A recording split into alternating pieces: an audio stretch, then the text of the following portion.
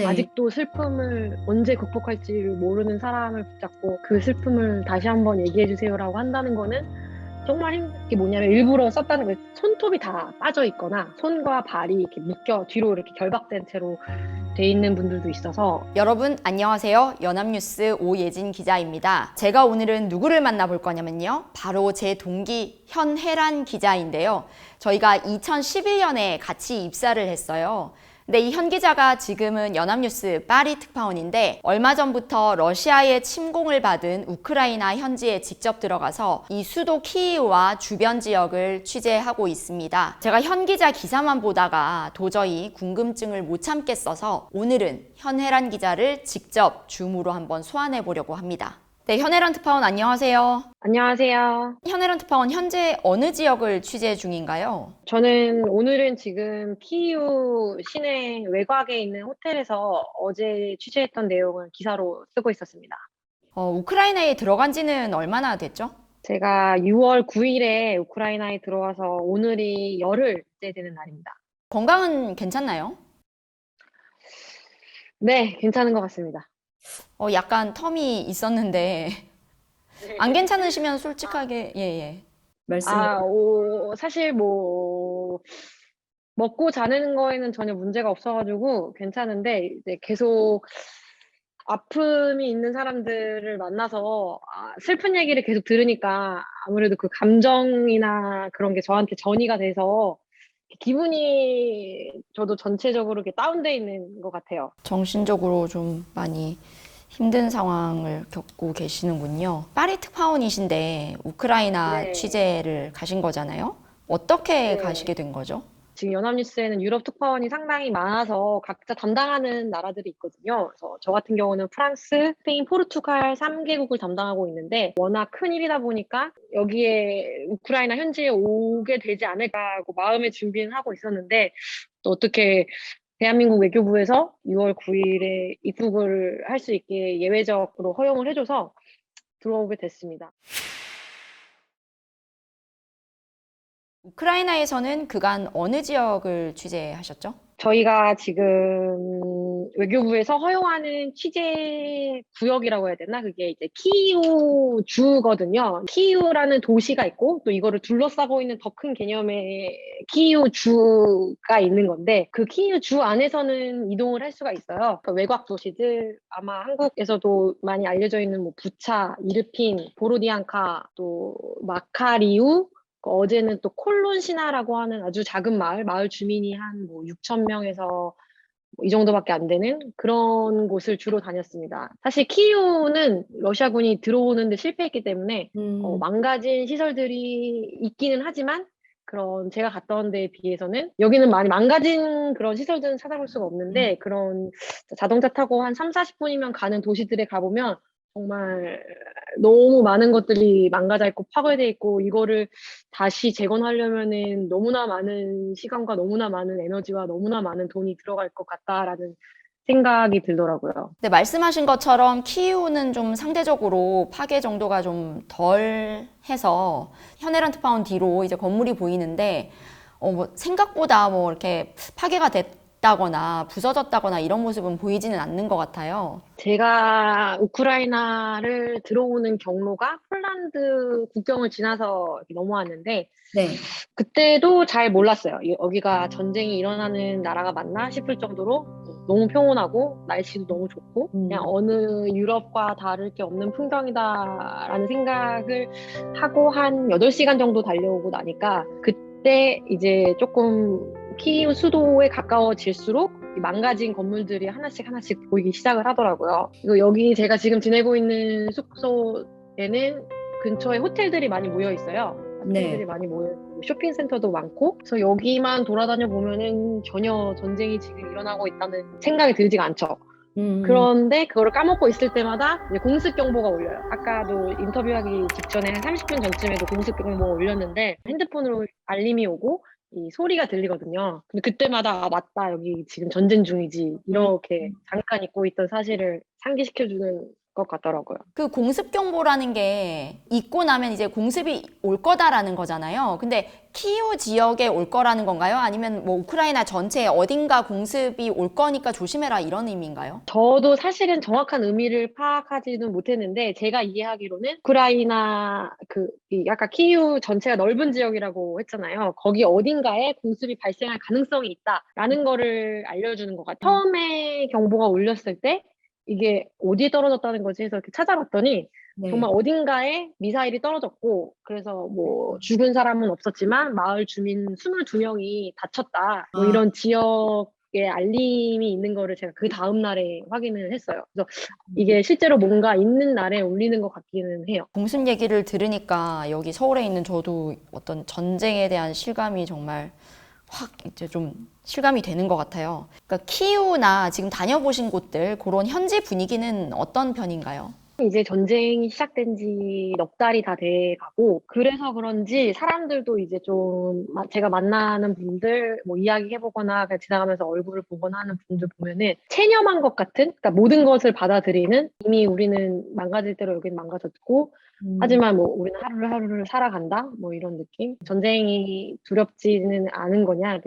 그때마다 정말 뭐 아이나 어른이나 할 거 없이 자기는 전쟁이 아직도 두렵고 그 사람들이 또 언제 올지 너무 걱정된다. 근데 그것만 그렇게 걱정에 휩싸여서 오늘 하루를 내가 살아갈 수는 없지 않겠냐. 그런 마음이시더라고요. 담담해 보이지만 사실은 마음속에 다들 그런 공포가 엄청나게 있는 것 같아요. 현에란 특파원이 쓴 기사 문구 중에 전쟁은 사람의 마음을 쪼그라들게 한다라는 그 부분이 이제 갑자기 기억나는 대목인데, 근데 또 취재한 곳들 중에서도 특히 이제 수도 키이우 인근의 이제 부차라는 곳, 여기는 러시아군에 의한 민간인 집단 학살 의혹이 제기된 곳이잖아요. 그러니까 얼마 전에 부차에서 시신 1,000구가 발견됐다라는 외신 보도도 있었는데 혹시 집단 매장지를 직접 봤나요? 이게 저도 이제 집단 매장이라는 게 무슨 개념인 집단 매장지라고 하는 게 이제 너무 많은 사람들이 죽어서 이걸 어떻게 할 수가 없으니까 마을 주민분들이 한 번에 묻어놓은 뭐 그런 곳에 저는 가봤거든요. 이제 이미 너무 시간이 오래 지났고, 왜냐면 3월 30일에서 4월 1일 사이에 러시아군들이 퇴각을 했거든요. 그 지역에서는. 그래서 그런 시신들은 땅에 묻어놨던 건 전부 다 수습을 해서 신원 확인 되신 분들은 가족분에 돌려드렸고, 확인이 안 된 분들은 아직도 영안실에 모시고 있고, 그 현장에 가보긴 가봤지만 얼마나 끔찍하고 얼마나 잔혹할까 뭐 이런 생각을 하고 갔는데 오히려 너무 황량했어요. 이미 다 지나간 자리여서. 제가 갔던 곳은 그 안드레이 성당이라고 하는 곳이었는데 거기 뒷마당에다가 이제 마을 주민들이 116명의 시신을 묻어놨었다고 하더라고요. 그리고 다 지금은 다른 곳으로 매장하거나 가족에게 돌려주거나 해서 흙으로만 덮어놨는데, 원래는 거기가 제 생각엔 잔디밭이지 아니었을까 싶어요. 주변엔 다 잔디가 이렇게 나 있는데 딱 그 무덤으로 쓰였던 공간만 흙으로 이렇게 덮여 있는 걸 보니까 색깔도 그렇고 분위기도 그렇고 너무 황량하다는 생각이 들었어요. 그러면 지금 이제 말씀하신 것처럼 이제 많은 분들이 이제 사망을 했는데 일가족이 다 사망한 경우나 가족을 잃고 혼자 남은 사람도 적지 않겠어요. 그런 어떤 네, 케이스도. 맞습니다.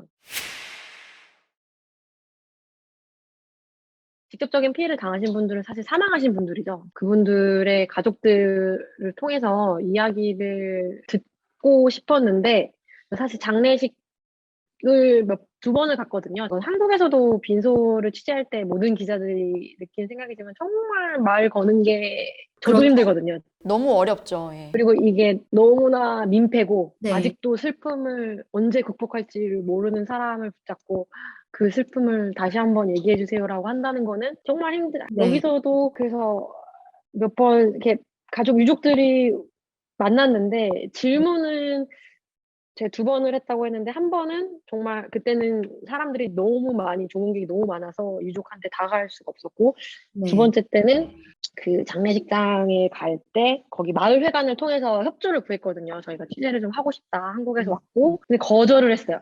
그 마을 대표분이 내가 다른 걸 다 떠나서 그냥 인간적으로 얘기하겠다. 사람이 죽었는데 어떻게 거기가 가서 내가 지금 전화를 해서 촬영을 해도 되겠냐, 뭐 이런 말을 하겠느냐고. 그 마음이 뭔지 너무 잘 아니까. 근데 이제 또 설득을 했죠. 저희 같이 간 사진부 황강모 선배랑 같이. 그러니까 그 마음 너무 잘 알지만 러시아가 여기서 한 일을 알리고 싶어서 우리는 여기 와서 너무 마음이 아프신 거 알겠지만 이렇게 조금 어떻게 협조를 해주시면은 좋겠다고 해서 오케이를 받았어요. 오케이를 받았는데 대신에 내 남편을 잃은 아내분한테는 질문을 하지 말아달라. 만약에 아내분이 할 말이 있으면 네. 오실 거다. 그래서 그것만 해도 괜찮다 해서 같이 취재를 하면서 했는데 역시 직접 얘기하는 건 어려웠고 저는 이제 주변 분들한테 이제 들은 얘기를 바탕으로 취재를 해서 기사를 쓰고 지금 그 기사를 쓰고 있었거든요. 정말 그 범접할 수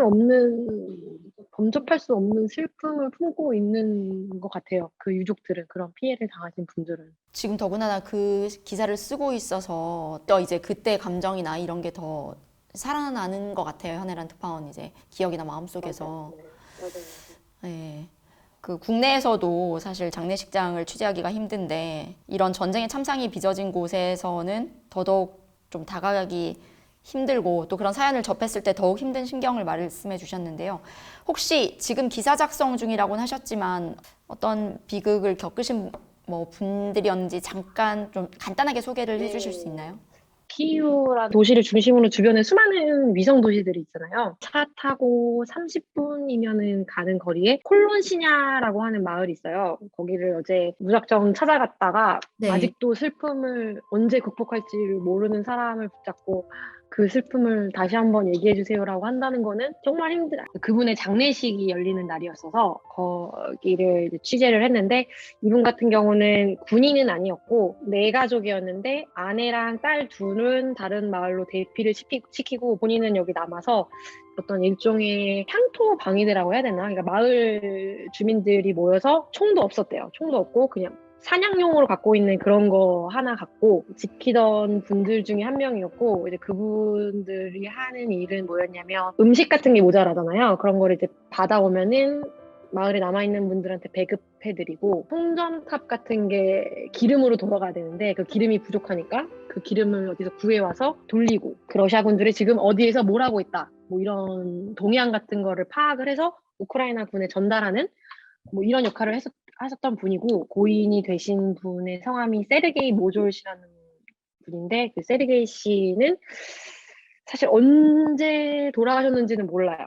언제 돌아가셨는지 모르고 3월 4일 전후로 이제 사라졌다고 하더라고요. 그때 돌아가신 걸로 추정을 하시는 분의 시신을 6월 14일에 찾았대요. 그러니까 석 달하고도 열흘이 지나서 찾게 된 거죠. 발견된 장소는 그 마을과 붙어 있는 어떤 숲이었는데 러시아군들이 거기서 이제 지냈던 것 같아요. 뭐 참호도 한 4개 정도 파놓고 그 숲을 이제 더 깊이 들어가면은 거기에 버려진 러시아 전차가 있었는데 그 옆에 땅에 한 20cm에서 30cm 깊이 정도에 묻혀 있었다고 하더라고요. 지금 이 마을에서 사라지신 분들이 10명 정도였고, 마지막으로 찾으신 분이신 거죠. 그래서 그 마지막 한 명을 찾을 때까지 지난 석 달 동안 그 탐지견을 데리고 마을 주민분들 한 10명 정도가 계속 그 산을 돌았대요.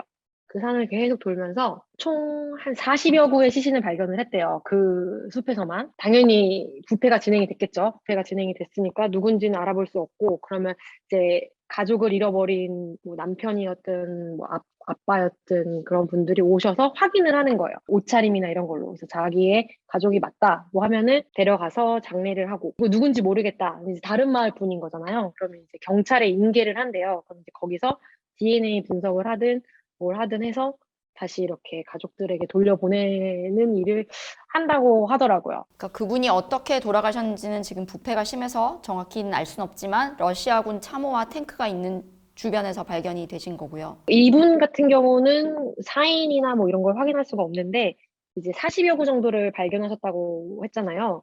그분들 중에는 어떤 유골에는 이 무릎뼈에 총알이 이렇게 뚫고 지나간 흔적이 있었다고 하더라고요. 이게 뭐냐면 일부러 썼다는 거예요. 사실 물을 맞는다고 사람이 죽지는 않잖아요. 러시아군이 일부러 이렇게 고문을 한 게 아니냐라고 의심을 들게 할 만한 또 증거들이 나왔다고 할 수 있죠. 제가 그 마을 대표분도 인터뷰를 했는데 대표분 말로는 발견된 시신들 중에는 손톱이 다 빠져 있거나 손과 발이 이렇게 묶여 뒤로 이렇게 결박된 채로 돼 있는 분들도 있어서 자기네들은 이거를 확실히 러시아 군들이 민간인을 일부러 죽인 거다.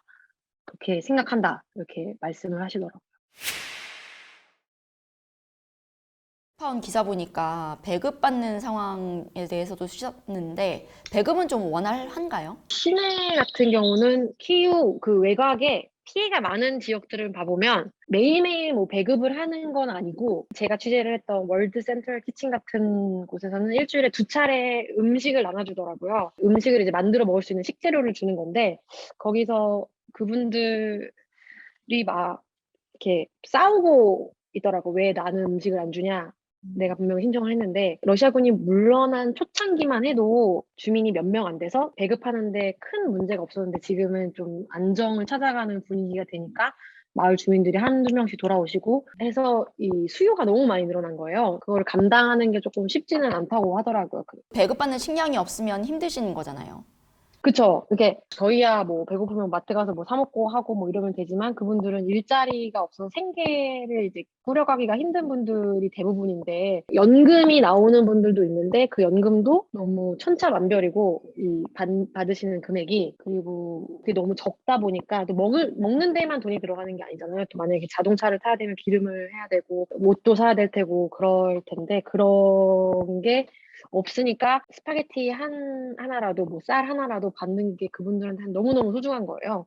그래서 그렇게 전전해 다니시면서 음식을 받아간다고 말씀을 하시더라고요. 그러니까 여러 배급소를 좀 다니는 분들도 있으신 거예요. 네, 그러니까 제가 갔던 곳은 부차에는 4군데 정도 있다고 하더라고요. 선교단체에서 온 데도 있고, 뭐 그런 국제 구호단체에서 온 데도 있고, 근데 또 그 기관마다 배급하는 날이 다르고, 또 나눠주는 음식이 다르고, 그러니까 어디에라도 하나 가서 얻으면은 이제 본인들 입장에서 또 하루를 살아갈 수 있는 거니까 그런 데를 돌아다니신다고 하더라고요. 고향가 러시아군 미사일 폭격으로 죽어서 정말 혼자 남은 거예요. 사랑하는 사람을 잃고 내가 살던 집이 사라지고 누군가한테 쫓기는 꿈을 꾼달지 제가 어디에 찔리는 꿈을 꾼달지 말씀드리는 순간 또 공습 경보가 날라왔습니다.